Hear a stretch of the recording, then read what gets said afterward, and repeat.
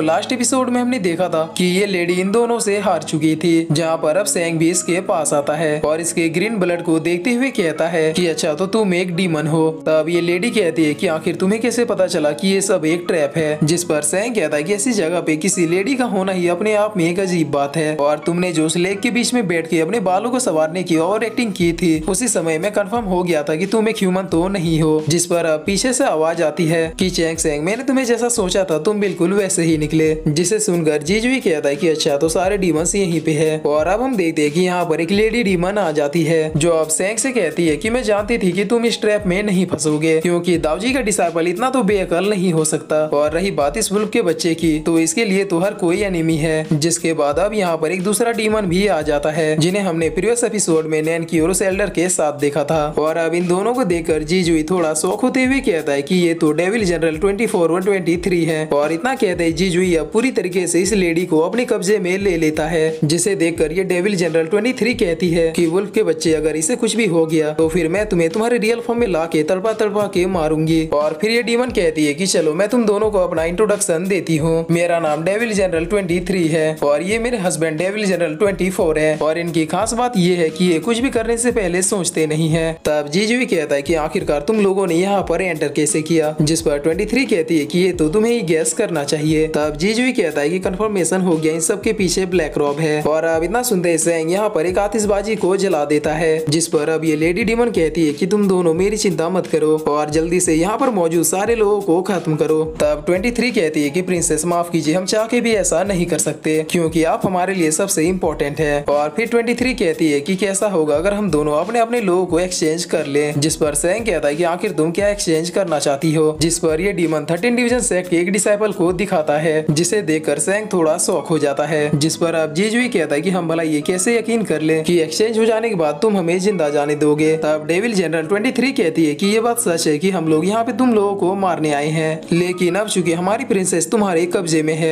इसीलिए मैं कसम खाती हूँ कि मैं तुम दोनों को यहाँ से भागने के लिए 2 घंटों का समय दूंगी, और फिर भी अगर नहीं भाग पाए तो फिर मैं तुम दोनों को मार दूंगी। जिस पर जीजुई कहता है कि तुम लोग डीमंस हो और तुम्हारे कसमों वादों का कोई भी भरोसा नहीं है। तब 23 कहती है कि अच्छा तो मैं ऐसा क्या करूँ जिससे तुम मुझ पे भरोसा करो। जिस पर जीजुई कहता है कि तुम मुझे सच सच ये बताओ कि ये लेडी कौन है और इसके पास पीकॉक नेल्स कहाँ से आए, क्योंकि तुम्हारे पूरे डीमन क्लैन में सिर्फ एक ही पर्सन के पास डीमन पीकॉक की पावर है और वो पर्सन डीमन प्रिंसेस नैनकी है। तब 23 कहती है कि हाँ तुमने बिल्कुल सही कहा और यही हमारी डीमन प्रिंसेस नैनकी है। जिस पर जीजुई कहता है कि तुम झूठ बोल रही हो, क्योंकि अगर ये नैनकी होती तो अभी तक अपने पीकॉक पॉइजन से मुझे और सेंग को मार चुकी होती। तब ये डीमन कहता है कि बातें बहुत हो गई, चलो अब सबको खत्म करते हैं। और ये कहकर वो इस लड़की को नीचे गिरा देता है। जिस पर 23 कहती है कि 1 मिनट रुक जाओ, इन्हें भरोसा दिलाने के लिए मेरे पास एक आइडिया है। जिस पर जीजुई कहता है कि चाहे तुम कुछ भी कर लो, मैं ये मानने के लिए बिल्कुल भी तैयार नहीं हूँ कि तुम्हारे पास जो लड़की है वो वाकई में एक ह्यूमन है। अब 23 कहती है कि टेंशन मत लो, अब मैं तुम्हें भरोसा दिला के रहूंगी। और ये कहकर वो इस लड़की के कपड़े फाड़ देती है और फिर दोबारा पूछती है कि क्या अब तुम्हें भरोसा हुआ कि वाकई में ये एक ह्यूमन है। तब जीजुई कुछ भी नहीं कहता है। जिस पर ये डीमन 23 कहती है कि रुको, मेरे पास एक आइडिया और है। और इतना कहकर वो भी इस लड़की का हाथ काट देती है और फिर इसके हाथ को उठाते हुए कहती है कि देखो इसका ब्लड रेड है, तो बताओ अब तुम दोनों क्या कहते हो, क्योंकि अब तो हिसाब भी पूरी तरीके से बराबर हो चुका है। तुम लोगों की वजह से प्रिंसेस नैनकी के कपड़े फटे,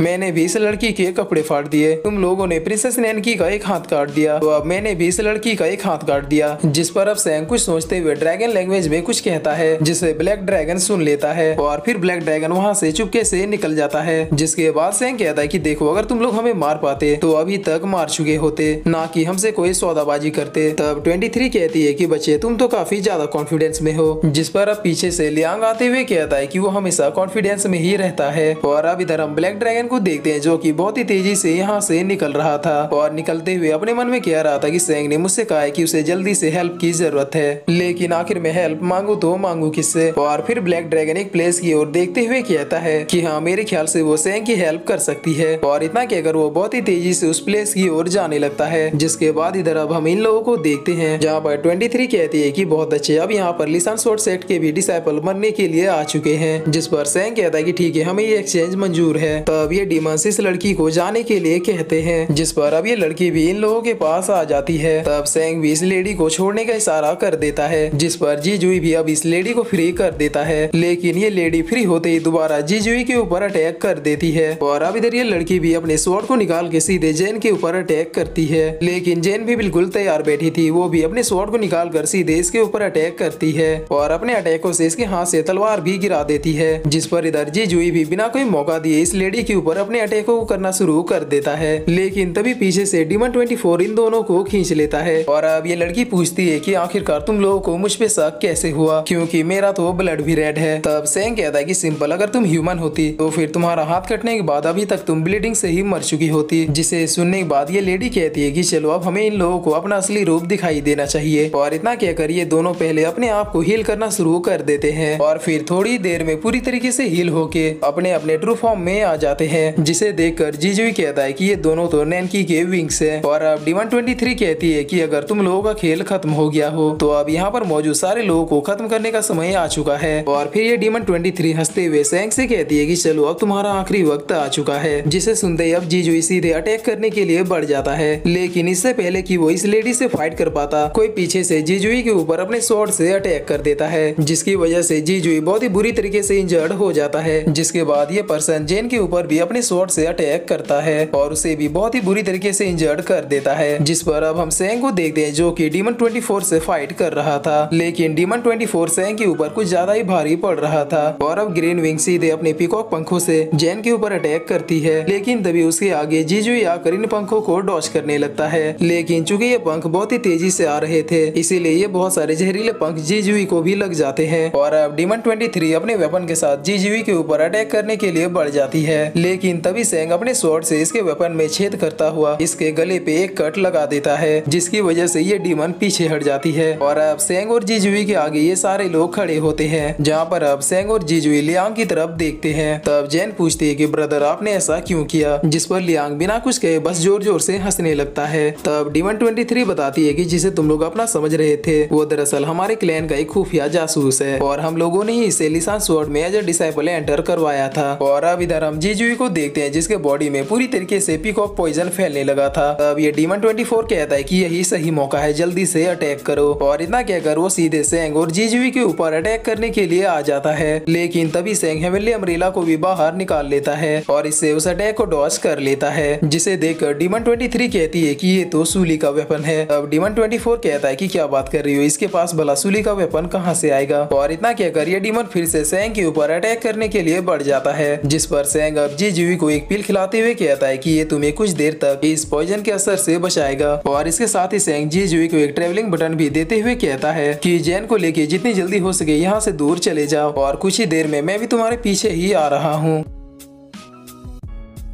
और फिर इसी के साथ ये एपिसोड यहीं पे खत्म होता है।